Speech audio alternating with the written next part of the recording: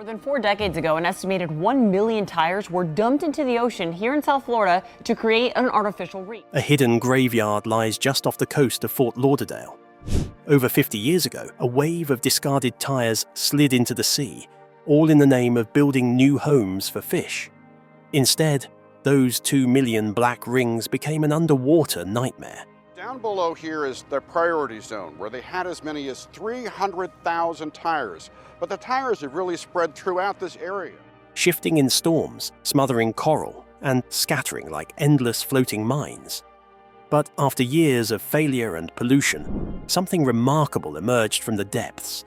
What was buried under layers of sand and rust finally sparked hope for the reef. But what began as a bold solution quickly spiraled into something no one predicted. Before the first barnacle could settle, the ocean had other plans, and the tire reef's promise began to unravel. How it all began.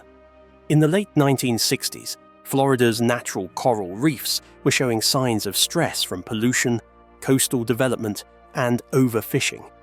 Officials searched for cost-effective ways to help marine life recover. They decided to use discarded rubber tires, cheap and plentiful, and able to mimic the crevices of coral heads as building blocks for a new artificial reef. In 1972, Broward Artificial Reef Inc., BARINC, a local non-profit, pitched the idea to Broward County leaders. Bundle old tires into modules, sink them offshore, and create habitat for fish. BARINC pointed to early tire reef efforts in the Gulf of Mexico and abroad as proof that rubber rings could attract barnacles, sponges, and small fish. Gregory McIntosh of BARINC explained at a 1974 reef conference that tires could be recycled, so to speak, to build a fishing reef at sea. With endorsement from the American Army Corps of Engineers, Broward County approved the plan in spring 1974 and secured tire donations from manufacturers, including Goodyear and Firestone. Goodyear even dropped a gold-painted tire from its blimp to christen the site during initial deployments. Volunteer boat owners and naval vessels then towed bundles of 200 to 300 tires each into position on sandy flats 3 to 5 miles off Fort Lauderdale. Early trial runs through the following year showed promise. Divers reported schools of baitfish slipping into tire holes, and barnacles began colonizing rubber surfaces within weeks. These early signs encouraged project leaders to scale up rapidly, aiming to dispose of up to 2 million tires by the early 1980s. The expanded site would cover nearly 400 acres and serve both waste tire management and reef restoration goals. Technicians secured each tire bundle with nylon ropes and steel clips, expecting them to hold fast under moderate currents. However, the rubber's buoyancy and the sea's constant motion placed stress on the bindings. Steel clips corroded quickly in salt water, and strong Gulf Stream currents tugged ropes until they frayed. Despite growing doubts, project managers pressed on. By 1978, records show more than 1 million tires had been deployed, with an additional 500,000 sent overboard by 1984. Funding constraints and tight state budgets limited deeper environmental assessments, but no one stopped the dumping until strong storms revealed ugly consequences. In hurricanes and seasonal squalls, loose tires broke free and rolled across the seafloor. Some drifted into nearby natural reefs, scraping and killing living coral.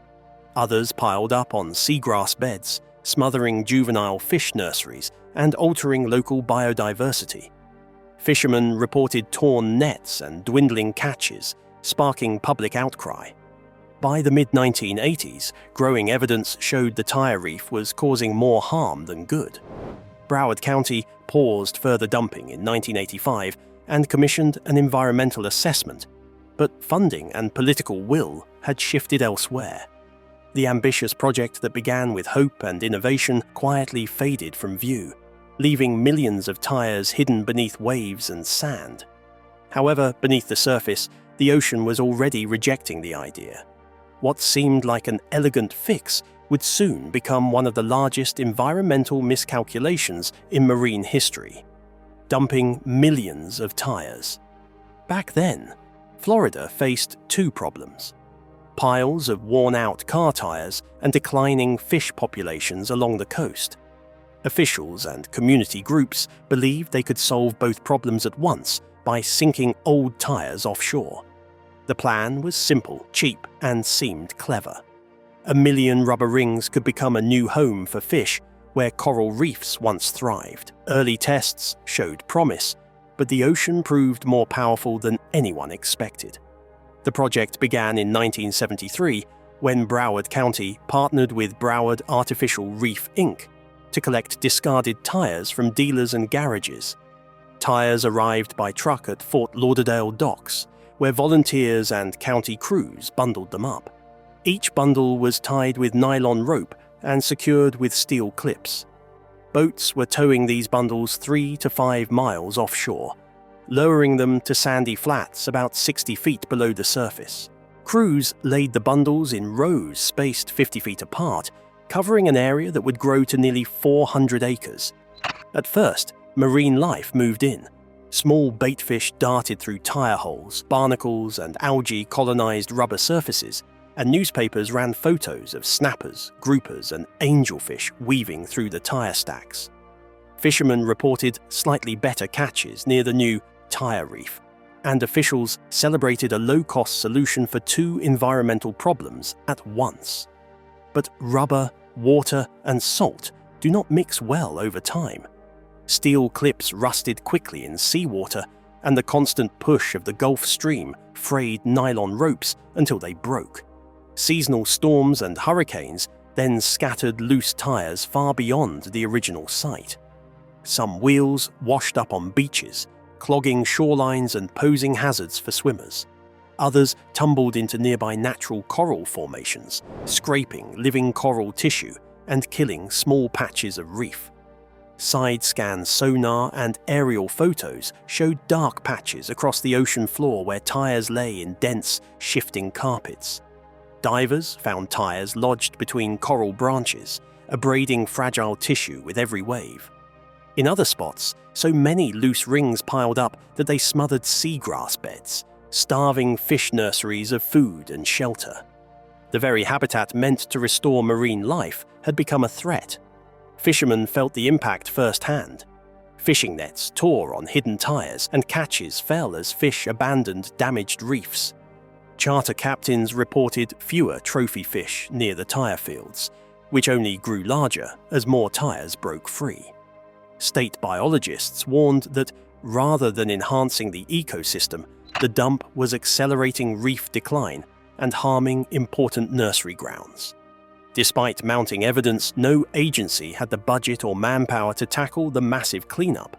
The reef lay in 60 to 80 feet of water, often with poor visibility and strong currents. Surveying the full extent of the tire fields proved difficult, and removal would be costly. Throughout the 1990s and early 2000s, tires remained scattered across hundreds of acres, hidden under shifting sands or drifting just out of sight. In 2006, the United States military and the National Oceanic and Atmospheric Administration launched a pilot cleanup to test removal methods. Divers cut bundles into smaller sections, bagged loose tires, and hoisted them by crane onto support vessels. Under calm conditions, small teams removed up to 2,000 tires per day. Yet storms and strong currents often undid days of work, scattering tires back across the seabed. While the experiment proved cleanup was possible, it also highlighted the enormity of the task. By 2010, roughly 700,000 tires had been recovered, but millions more remained. Advances in side-scan sonar, remotely operated vehicles, and community dive efforts gradually improved mapping and removal efficiency. Environmental groups organized fundraisers and volunteer dives, while the state allocated some budgets to support ongoing operations. Each tire pulled from the sea represented a small victory against decades of unintended damage. The story of Osborne Reef's tire dumping stands as a warning. Quick fixes can carry hidden costs when nature's power is underestimated. What began as an innovative idea turned into one of the largest marine debris challenges in the United States coastal waters. The lessons learned here have informed reef restoration projects worldwide, ensuring that future efforts are built on understanding, not just good intentions. When the first signs appeared. In August 2006, NOAA's Marine Debris Program launched a reconnaissance pilot to test methods for removing the tires from Osborne Reef, marking the first active step toward cleanup. A team of divers, engineers, and dredge operators focused on a 2-acre section of the reef 3 miles off Fort Lauderdale, aiming to learn how best to lift the thousands of loose rings. Divers cut through corroded steel clips and frayed nylon ropes to free clustered tires, then bagged them underwater for hoisting onto waiting boats. On deck, crews washed the tires of salt and marine growth before transferring them to landfill sites approved for rubber disposal.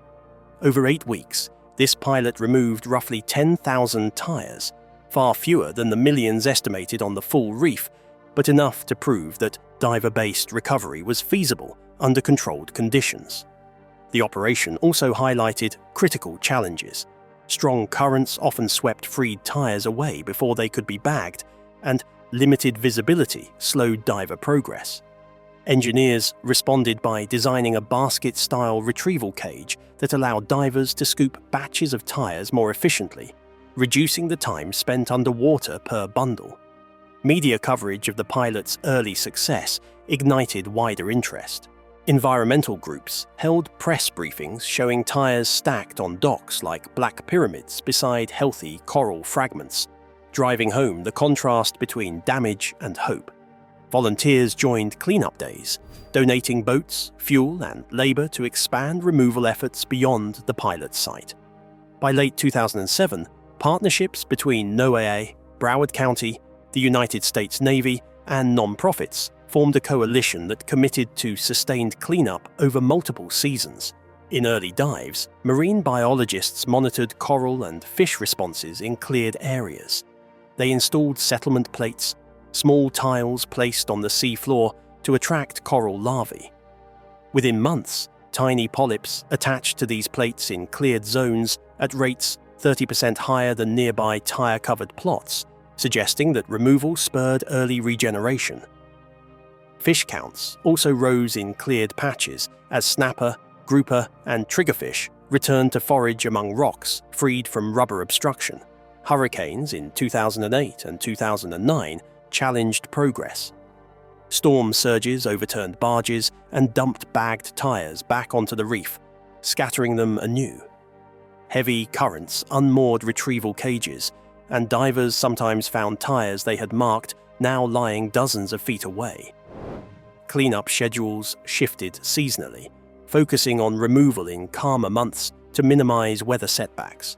Despite setbacks, by 2010, the coalition had hauled up some 700,000 tires, closing in on 10% of the estimated total. Advances in side-scan sonar mapping helped locate buried and drifting tires, allowing crews to target hotspots rather than random sweeps.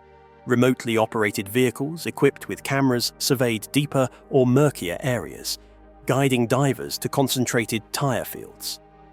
Community engagement became a cornerstone of ongoing action. Schools incorporated reef cleanup into curricula, sending students on day trips to bag tires alongside scientists. Fundraisers, such as charity swims and art auctions featuring tire-inspired sculptures, generated funds for equipment and landfill fees. This grassroots support ensured that removal continued even as government grants waxed and waned. By the end of the first decade of the cleanup, the initial pilot's promise had translated into broad cooperation, technical innovation, and measurable environmental gains. The first signs that nature could rebound, settling corals and returning fish, offered a glimpse of what might happen when people's hands right decades-old wrongs. Although millions of tires still lay hidden under sand or adrift in deeper waters, the chapter that began in 2006 proved that the lost rings could be found, bagged, and removed, setting the stage for deeper recovery work to follow. Coral and sea life in danger. Coral reefs shelter many kinds of sea creatures and protect coastlines from waves. When tires from Osborne Reef began to break free and drift onto nearby natural reefs, they scraped sensitive coral branches and crushed small coral colonies. Over time, shifting piles of black rubber rings smothered living corals, blocking sunlight and preventing the animals that build reefs from feeding and growing. Fish that live among coral also felt the impact. Small reef fish, such as damselfish and butterfly fish, depend on live coral for food and hiding places. When tires scraped and broke coral skeletons, these fish lost their nurseries and fled to cleaner habitats. Predatory fish, like groupers and snappers, then found fewer smaller fish to feed on, causing declines in larger game species that local anglers prize. Seagrass beds, another vital marine habitat, suffered as well. Loose tires rolled across sandy flats and crushed seagrass shoots.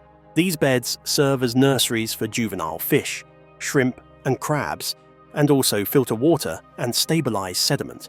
When tires piled onto seagrass, they choked the plants and increased cloudiness in the water, making it harder for nearby corals to get sunlight. Sponges, sea fans, and other invertebrates that colonize hard surfaces struggled to compete with the tires. While some algae and barnacles briefly attached to rubber, these communities remained small and unstable. The constant movement of tires during storms wiped out any slow-growing organisms attempting to cling to them. In contrast, healthy reefs nearby supported diverse communities of corals, sponges, and shellfish that formed complex food webs. Beyond physical damage, tires also released chemicals as they aged underwater. Tires contain oils, heavy metals, and additives that slowly leach into seawater with time. Although rubber is relatively stable, the breakdown of tire materials raises concentrations of harmful substances. Studies found elevated levels of zinc and other metals near tire piles, which can stress marine life, impair reproduction, and reduce growth rates in sensitive species. The combined effects of scraping, smothering, chemical leaching, and turbidity created a zone of damage that spread beyond the original tire field. Surveys showed that natural reefs within a few hundred meters of Osborne Reef suffered higher rates of coral tissue loss and lower fish diversity than reefs farther away. Even areas only occasionally reached by drifting tires experienced repeated small-scale injuries that prevented full recovery. Sea turtles and marine mammals also interacted with the tire debris. Green turtles grazing on seagrass beds encountered tire clusters that impeded their movement or temporarily trapped them. Manatees feeding in shallow flats sometimes rub against tires, risking skin abrasions. Although no large-scale mortalities were linked directly to tires, these encounters stressed already vulnerable species. Birds and shoreline wildlife felt the indirect effects when tires washed ashore. Tires that reached beaches created obstacles for nesting sea turtles and shorebirds. Cleanup crews removed thousands of tires from sand dunes, but tides and storms continued to carry new tires ashore, forcing repeated removal efforts. By the early 2000s, researchers mapped damage zones and documented declines in coral cover of up to 30% in some areas near tire fields.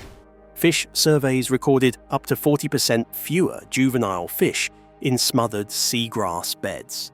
These losses affected the entire coastal ecosystem, from tiny invertebrates to large predators, and threatened the economic benefits of healthy reefs, such as dive tourism and commercial fishing. The danger faced by coral and sea life around Osborne Reef became a cautionary tale in marine conservation. Simple solutions carried hidden risks when nature's power was underestimated. This story also highlighted the resilience of marine life.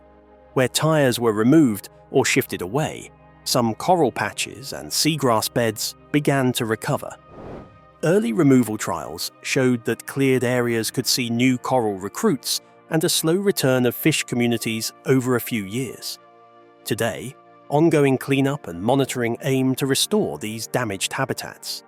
Technicians use sonar and underwater vehicles to locate buried tires, and community dive teams bag loose rings.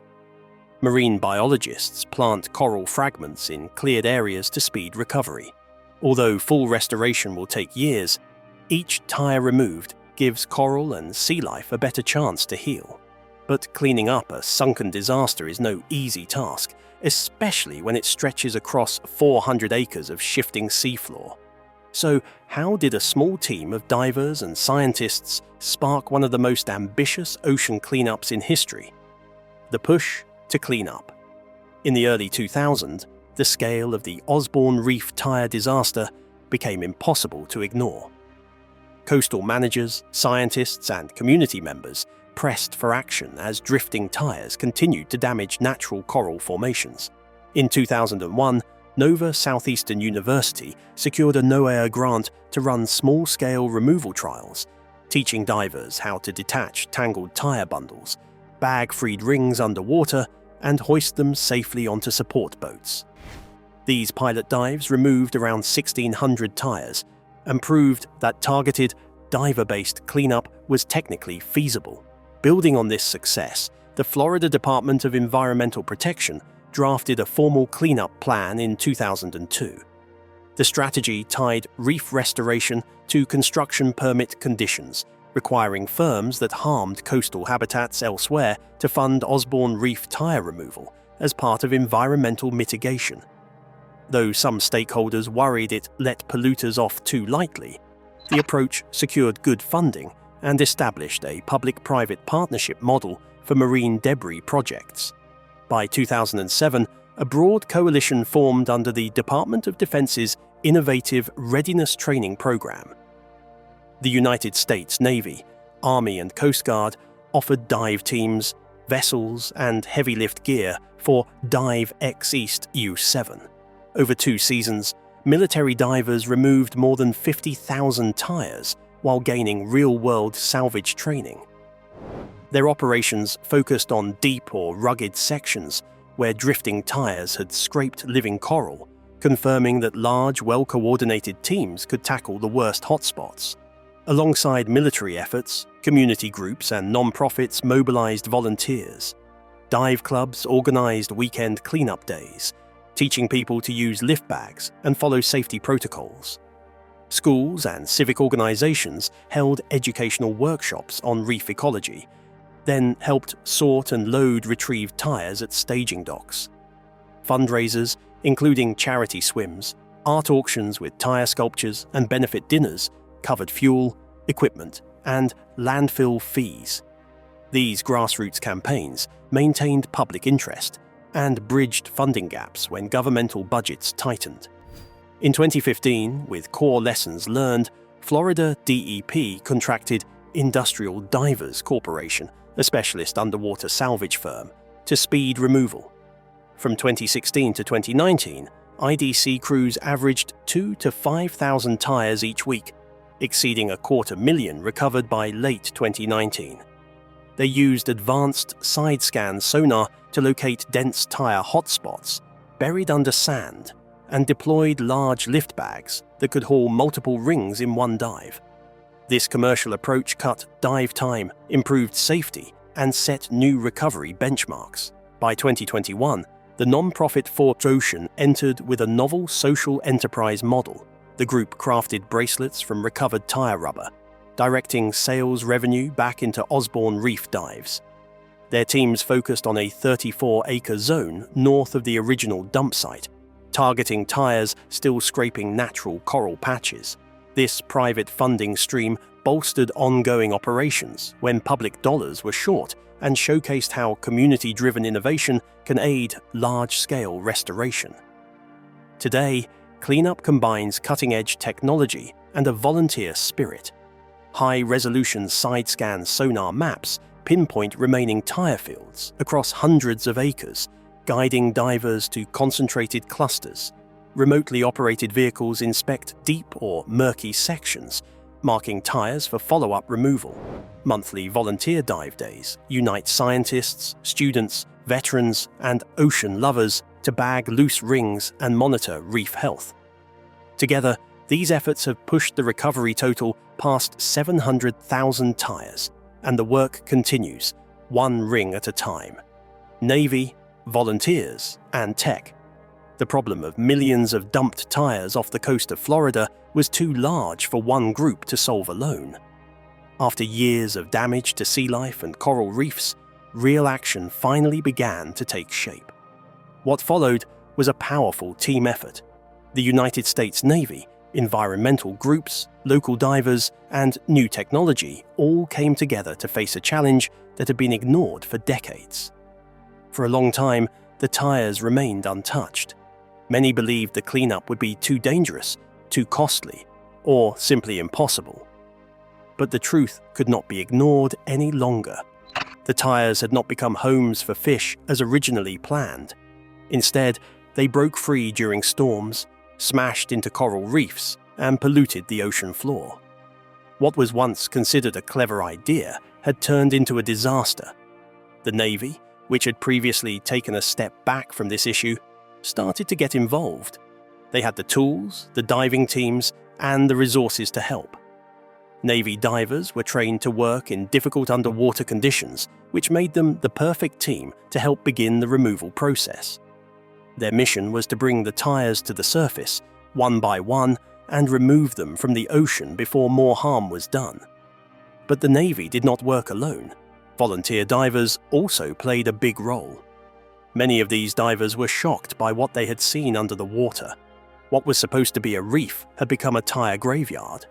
Instead of bright coral and fish, there were rows and rows of black rubber. These divers loved the ocean and wanted to save it. They joined the cleanup, sometimes using their equipment and time to make a difference. These volunteer divers showed up again and again, working alongside professionals to lift the tires out of the water. Some divers came from environmental groups, others were just people who cared. Each trip underwater was dangerous. Tires were often buried in sand or stuck together. It was hard work, but they did not give up. Every tire removed was a small victory for the sea. Technology also stepped in to help. New tools were designed to make the job easier and faster. Special lifting bags were used to bring tires to the surface. Underwater robots were sometimes sent into areas that were too risky for human divers. These machines could help locate and move tires without putting lives in danger. This kind of support made the cleanup safer and more efficient. Over time, more attention was given to the project. News of the cleanup spread, and more people started to care. Funding became available through government support and private donations. The project grew stronger with every helping hand. Still, progress was slow. The number of tires was massive, and each one had to be removed carefully to avoid further damage to the environment. This mission was about cleaning up trash, and it was also about righting a wrong.